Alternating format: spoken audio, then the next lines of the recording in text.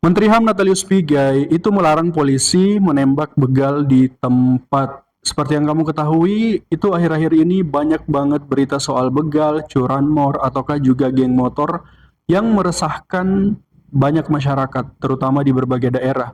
Ada Makassar, ada Lampung, ada Jakarta, dan yang lainnya. Dan bunyi statementnya kurang lebih seperti ini. Nggak boleh.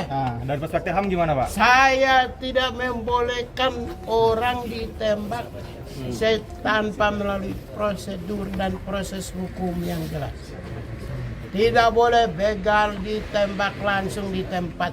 Kata-kata tembak langsung di tempat bertentangan secara prinsipil dengan hak asasi manusia.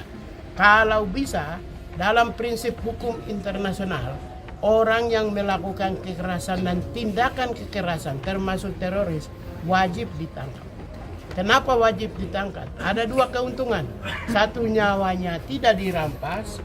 Yang kedua, dia adalah sumber informasi. Data, fakta, informasi ada pada dia. Dan ya, statement kayak gini muncul setelah beberapa petinggi-petinggi dari kepolisian itu memerintahkan jajarannya untuk menembak para pelaku di tempat. Ada Kapolda Lampung, ada Kapolres Tabes Makassar, dan ada Kapolda Metro Jaya. Semuanya menginstruksikan untuk menembak pelaku di tempat. Itu tadi kurang lebih statement Pak Menteri yang menjadi kontroversial akhir-akhir ini, dan ya itu karena disangkut pautkan lagi, begal juga memiliki hak asasi manusia sama seperti kita.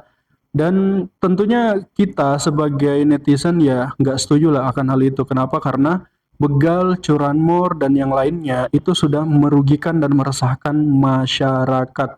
Kalau memang harus ditembak di tempat, kenapa enggak? Dan kebanyakan juga kita pasti setuju, dan itu pun ditembak di tempat, bukan berarti kan dibunuh ya. Ditembak di tempat itu artinya dilumpuhkan, bukan dibunuh. Kita nggak menghilangkan hak asasi manusianya dari begal ataupun geng motor tersebut yang merugikan masyarakat. Dan itu mungkin yang nggak ditangkap oleh Pak Menteri, maksudnya mungkin dia ditembak di tempat artinya dibunuh, tapi kan nggak seperti itu ya. Dan kalau kamu baca juga beberapa video ataupun statement dari Kapolres Tabes, Kapolda, ataupun Polda Metro Jaya, itu kebanyakan memang menginstruksikan hal tersebut kalau mengancam nyawa. Kalau nggak mengancam nyawa, akan dilakukan tindakan tegas yang terukur. Nggak main langsung tembak gitu aja, kan polisi nggak sebego itu juga. Dan intinya kurang lebih seperti itu. Bagaimana tanggapan kamu mengenai pernyataan dari Pak Menteri ini? Silahkan tuliskan di kolom komentar.